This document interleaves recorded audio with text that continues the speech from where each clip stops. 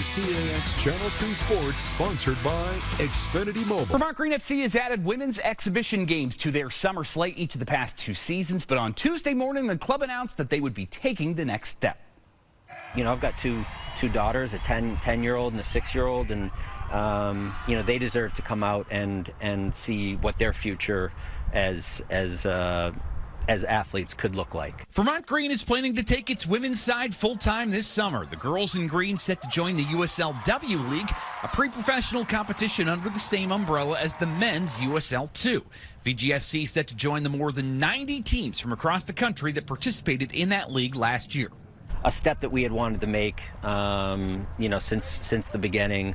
You know, there were some challenges just around the league and you know, having competition that was you know, in our region. So it's a necessary step that we always wanted to make, and one that I think the community is asking us for. The Green are the third club to commit to forming a new Northeast division in USL-W, alongside USL-2 rival AC Connecticut and Hartford Athletic, a USL championship team starting a women's side for the first time next summer.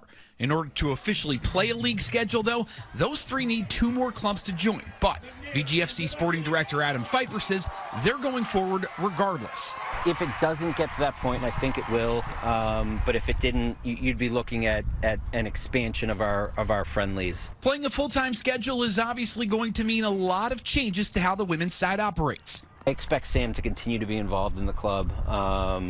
You know, whether it's as the manager, as a sporting director, that all remains to be seen. Everybody knows she's incredibly busy. You're asking players to come for the whole summer as opposed to just coming for a week. I think there'll be some crossover in terms of the players, you know, especially those ones that are kind of in the Northeast. It's going to nearly double the workload for Pfeiffer and ownership this offseason to build up the infrastructure, but in addition to building on the connection they already have with the community, he sees it as another opportunity to see extremely high-level soccer here in Burlington.